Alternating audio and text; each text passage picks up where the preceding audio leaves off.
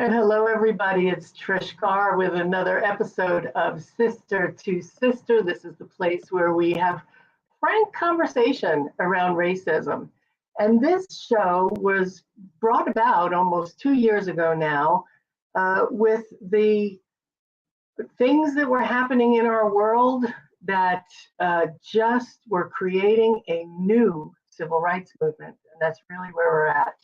And I wanted to use this platform so that we could really understand what is it to be anti-racist? What is it to learn what we don't know? And that's what this is all about. So I've invited my sisters from all over the country and all over the world to join in and share their experiences. And I'm really thrilled that you are here with us today because my guest today is someone who has a really interesting background and who has a really unique look at an issue within our cultures that we're going to be expanding on today. So if you would go ahead and, for me, it's my cup of coffee. Get your cup of coffee, your cup of tea, your glass of water, whatever it is, wherever you are, and join us for the next 15 minutes as we have a really frank conversation so that we can all learn, we can all grow, and we can all see what we have in common instead of keep looking at on what we disagree. So my guest today is Pastor Darlene Thorne. And Pastor Darlene has, first of all, she's a daughter, a sister, a friend, a mother, and she has a master's of divinity. So she is a pastor.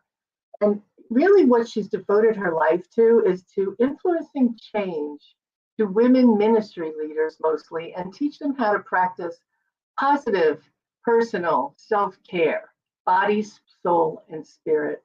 She also teaches caregivers, a very neglected group of people that is growing more and more today, and that is caregivers. So she works with caregivers to show them how they can create a life where they are on the to-do list and they can get it done, where they take care of themselves because, you know, they say put your oxygen mask on yourself first. The same thing for caregivers. As CEO of A Heart After the Father, Darlene serves as your caregiver, coach, and mentor. This company in particular is designed to reach those who struggle with self-esteem and identity issues, helping them to uncover their hidden treasures, to use their gifts so that they can impact those to which they have been called. So please help me welcome. I can hear you applauding out there. Please help me welcome Pastor Darlene Thorne. Darlene, thank you so much for being with us today. And I think you might be muted, so make sure you unmute. There you go. Welcome. Thank you so much, Trish. It is a privilege to be here with you. Well, I feel the same way. Thank you so much for opening up this conversation.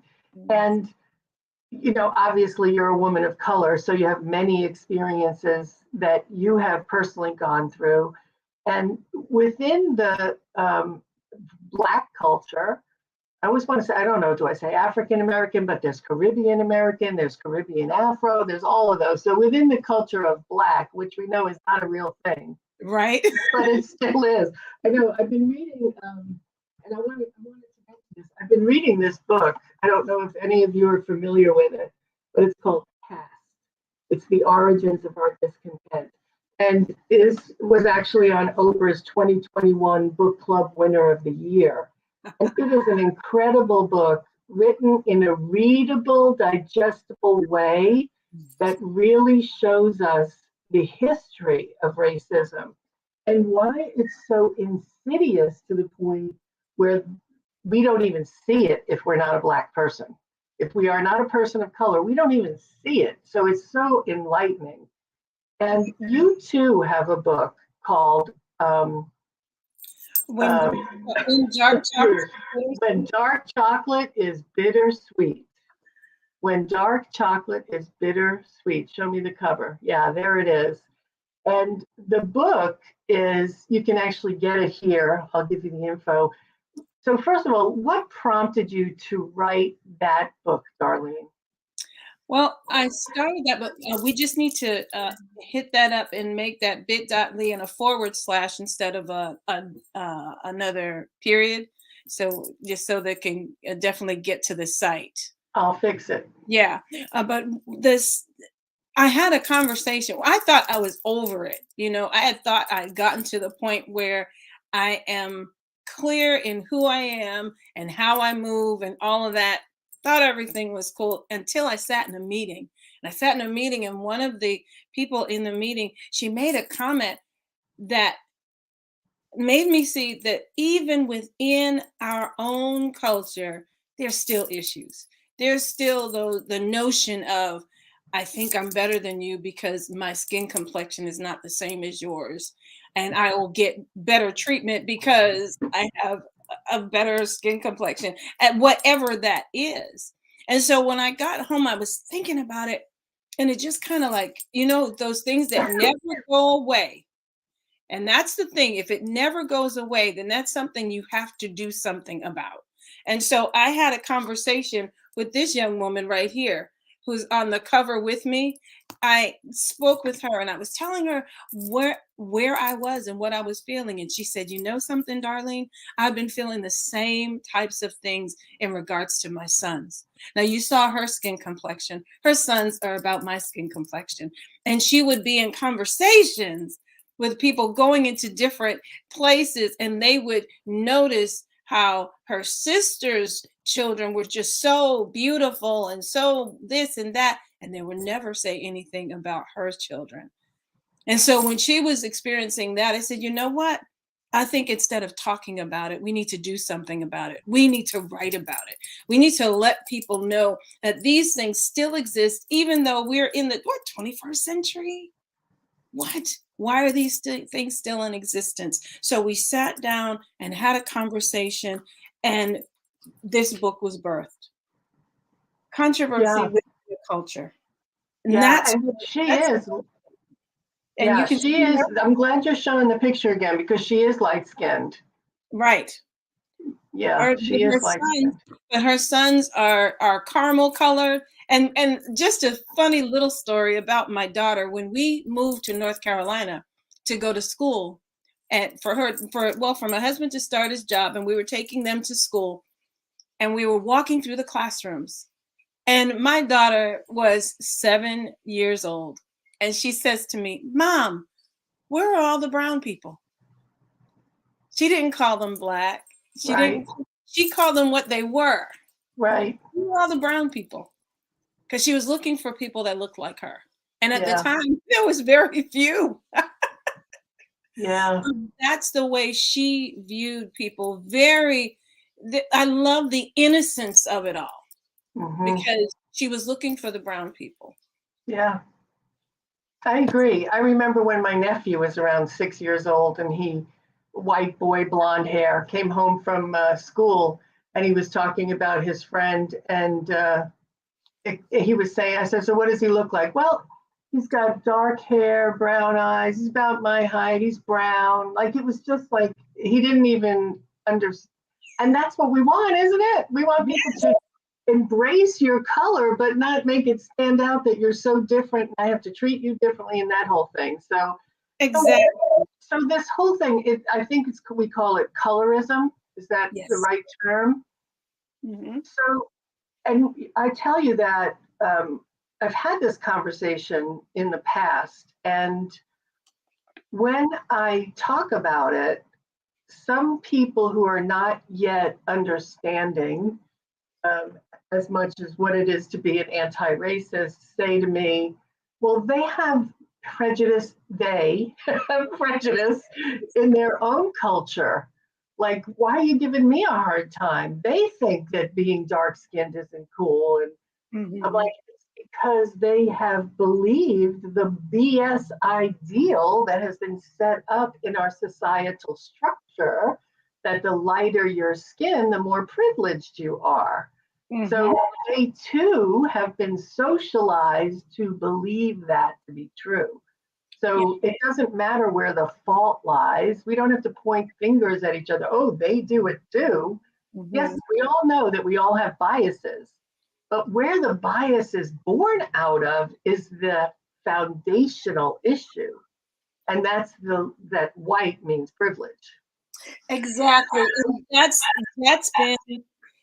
that's the biggest issue. And the biggest thing that I've come across is that if you have a lighter complexion, that you're better, that there's more things that come to you, and that if you happen to be darker skinned and you're in a good position at your job, the only reason why you got it was because of affirmative action, but you are not as intelligent Right. as I am or as they are, because you only got that job because of that. And Yeah. then the whole notion of, what do they call it, Yeah. reverse racism, and they call it reverse discrimination and all of that, that I just found that I've had to tell my children, and it is sometimes hard, but I've had to tell my children it's important that you work hard, and you have to work harder to prove that you are just as good. Although it is not for me, I don't believe it's necessary, but because of the society you happen to live in, that's what I was telling my children. I said, you work harder. You have to be the best that you can be. And not to necessarily prove anything to anyone else, but to really prove to yourself you are worthy, you are worth everything that comes to you.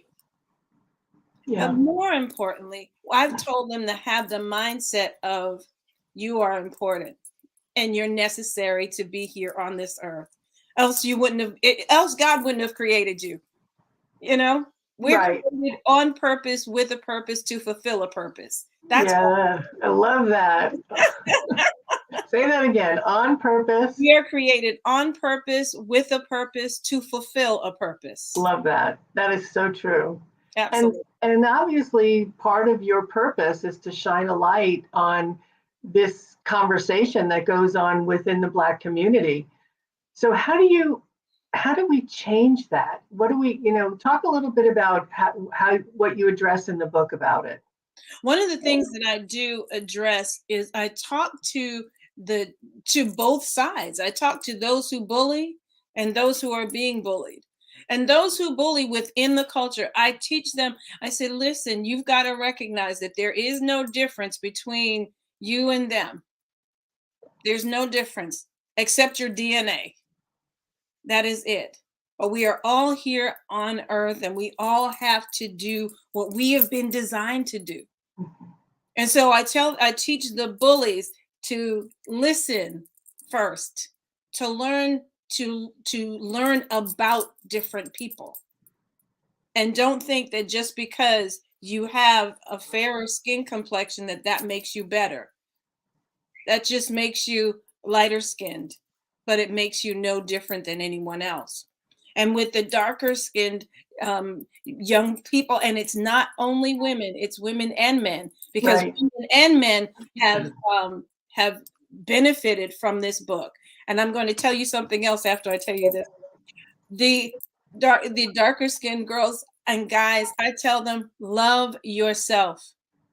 Look in the mirror and remind yourself of how beautiful or how handsome you are, that you were created in a beautiful image, and that you too are necessary, and that you don't have to take the taunts and teasing from other people, because you're just as important. But one thing that I found that was a surprise, but I was so glad, it's not only within this culture that this exists. Mhm. I had some friends of mine, they are of the Asian descent, and they say we have the same issue. I have some friends who are white, and they say we have the same issue. I have some friends who are African, and they said we have the same issue. So even though my friend and I wrote it from our perspective, the other friends of ours that read this book, they connected with it, Mm. because this is something that is not just germane to us, but it's germane to every culture. There, where you talked about that book, I have to get that book. Where they talk about the caste system. The caste system is everywhere. It's Mhm. not just in one place. It is everywhere, and it is up to us to, one at a time, embrace the differences of another person, embrace the greatness that they carry. We can learn from one another. There is not anything that we cannot glean from one another that can make us all better. And if we looked at it from that standpoint, we would be looking to grow in every area of our lives, because there's something that someone has that we need, and there's something that we have that someone else can benefit by. That's the truth. Yeah, amen to that. And yes, and you're right. This is a pervasive thing throughout many cultures because we all believe that there is an ideal, right or wrong. There's an ideal of what you want to look like, right? And we see that on magazines and in on covers of things, in the media, on TV shows, in movies. Right. So it makes sense that we've all been socialized to want to be like the ideal. But so this may be a really naive question, but I've got to ask it because other people have asked me that. Mhm. So the whole idea of being light skinned is the ideal within your culture. What about all of the new faces we're seeing in TV and movies, especially like Lupita Luongo? Oh Oh my yeah. gosh, she's amazing. And Daniel Aleyu, who was Mhm. in Judas and the Black Messiah, even Idris Elba. I mean, there's so many amazing actors and actresses now that are of darker skin tone. Are you seeing any shift within the culture now? Because if I were a Black woman, I'd want to look like Lupita. I mean, there's no question. I mean, you got Halle Berry, but I'd like to be Lupita. Let me tell you, there has been a shift, and it's because of the conversations that are being had at the table. Yay. I think the other thing is we are now beginning to sit at the tables. You've got to remember, if you're not at the table, you can't make a suggestion. If you're not at the table, you can't bring what you have. But one of the things I learned from one of my mentors, they said that when a door is open and you are allowed into the room, leave a crack in the door to make room for someone to come in behind you. And I believe that that's what's beginning to happen. The people that now can make some decisions, they're not just making decisions for themselves, but they're making decisions for those who are coming behind. Those who were at the one time they were in the shadows, that they were hidden, but now they are no longer being hidden. I think about that movie Hidden Figures.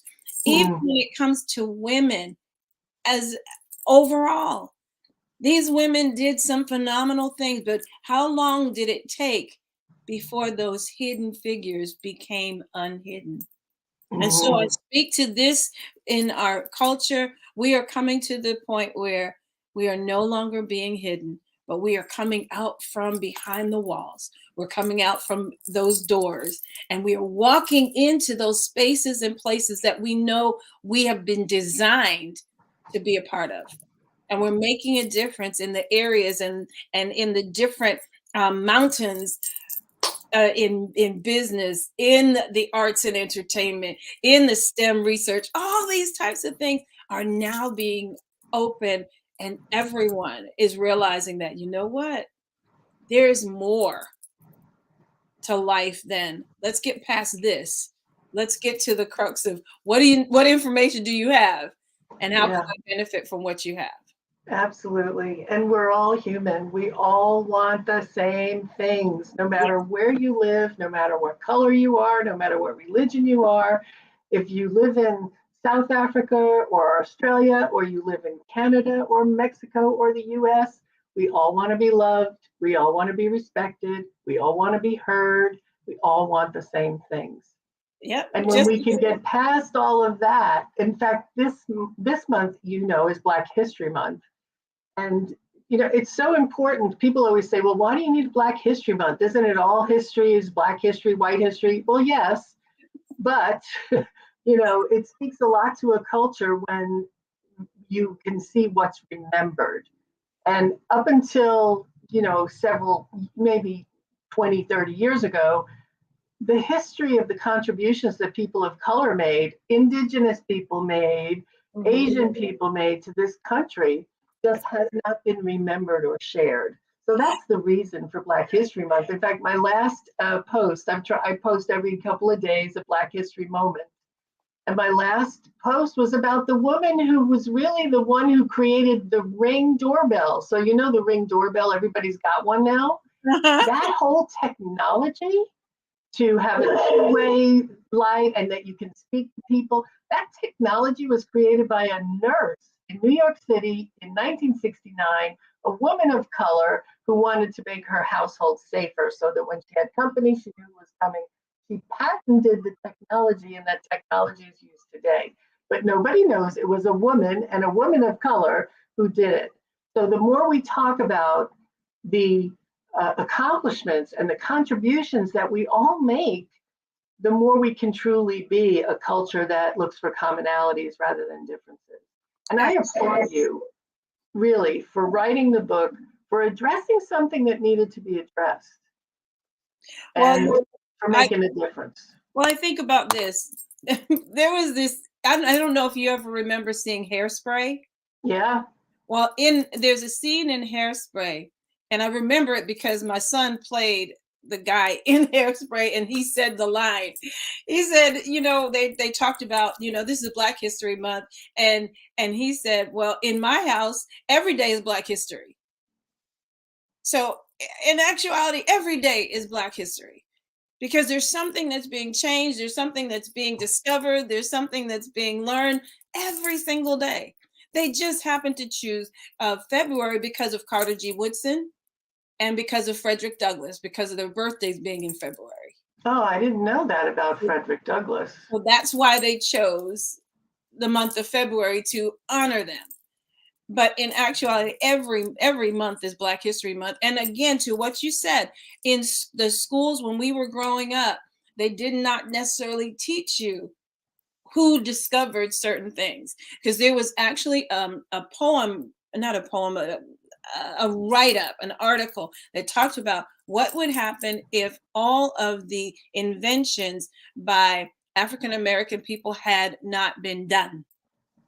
And they talked about, well, your refrigerator wouldn't light up because, and they had the inventor of the refrigerator light bulb, the filaments in the refrigerator. They said, when you wouldn't be able to walk down the streets because the lamppost was actually created by another person, and you wouldn't be able to sweep your floors because the initial broom was created by this African American person. So there is a whole litany of things that were created by African American people that they just don't know about.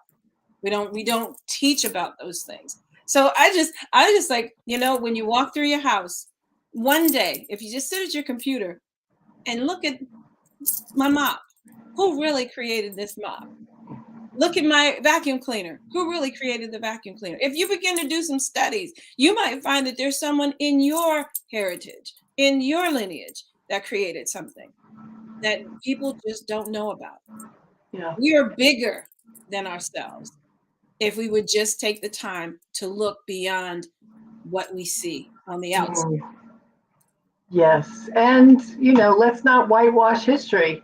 We had lots of accomplishments by people of color, and we've had lots of atrocities by people who are not of color, by white people. Yeah. And when we whitewash those, somebody was saying, Ruby, I can't believe I'm drawing a blank. The first 6-year-old girl who integrated the first school in Louisiana, Ruby yes. Bridges, Mm-hmm. Ruby Bridges. And everybody's saying to me, well, I learned about Ruby Bridges in school. They told me that she was the first black girl to be integrated. I said, yes, they told you that, but they didn't tell you that she had to be escorted into the school by armed people because there was a horde of white people screaming racial epithets at this 6-year-old girl, threatening her, holding bats. For more than a year, every day she went to school, she put up with that. You also were not told that there was only one white teacher who agreed to be her teacher. One out of the whole school district. And they also didn't tell you that her teachings, she was not integrated. She was in her own classroom with that white teacher.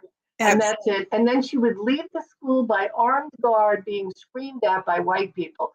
You're not told that. That's a whitewash of history. Right. We have got to take our own side of it. We have to see what we as white people have been perpetrating for years. Now, you may not be racist. I'm sure you're not racist. However, we do racist things when we don't even know we're doing it. And that's the whole idea of these conversations. And it goes so, on. Darlene, thank you. It goes on both sides. There's absolutely. It is not one-sided, because when you hold something against someone that you don't even know, that you've never seen before, but because of the color of their skin, you've already judged them, that is their sign that you prejudged, you don't know, and you make assumptions that may not exist. That happened to me when I was in high school. I was transferred from one high school to another where it was literally 2% African American, and I was it. And this is what happened. This one guy, he called me the N-word at the beginning of the time me being at school. But by the time it was all over and we were graduating, he apologized because he said, I didn't realize how much of a nice person you really were. I'm so sorry. But because of what they'd seen on television and because of what they'd been told about African American people, he made an assumption. Yeah. May we not do that. May we make a choice to get to know someone first and then make a decision. Are they worth them being in your life? And do they bring value to you because of who they are as a person and not because of the skin color? Yes. And I love that you said it goes both ways. It does go both ways. You know, the Black person is saying the same thing. You know what? This is a white person. I have to be on the offensive, defensive, whatever you make up in your head, right? And we do that because we're human, and we do it about everybody. We see a cop and we make something up. We see a fireman. We see a nurse. We make something up, right? You know, everybody on the front line is holy and high. No, not necessarily. You know, it's like we're just taking in information and just spitting it back out without thinking. Exactly. Yeah. But this kind of conversation, whoa, I would love to have a roundtable discussion on this, because it is so worth it just to get to hear, but at the same time, the opportunity to share good conversation and come to a common ground. Yes. Because it's been ingrained in so many people that people have made decisions about people that they did not even know, but simply because someone else told them so. Yeah. Yeah, absolutely. And I pray we get past all of that. Well, you and I are doing our part, and we're inviting every one of you who are watching this broadcast and listening today to do the same. So if I heard one thing from you, Pastor Darlene, it's have conversations. Let's talk about this, and let's find the commonalities. Yes? Absolutely. Find the commonalities, because I think you said it earlier, we are more alike than we are different. Absolutely. Thank you so much, Pastor Darlene, for being with me today. Thank you all for watching. Thank you all for taking the time to just take this in, to start conversations with your friends, with your family, even the ones that you don't want to have the conversation with because you're afraid it'll elevate. Just stay calm and have an open conversation, because the more we talk, the closer we become, the more we learn, the more we open our minds and our hearts to each other. So it's been my pleasure to be with you today, Pastor Darlene Thorne. Thank you so much for being with us today. I Thank want to you. remind you all that you can get Darlene's book, and it's called When Dark Chocolate is Bittersweet. And you can get the book at the link below. And you can also be in touch with Darlene at Darlene Thorne, that's with an E at the end, .com. I look forward to seeing you again next time on Sister to Sister, and we at Women's Prosperity Network wish you a wonderful day. Thank you, everybody, for being with us. Thank you, Darlene. Thank you.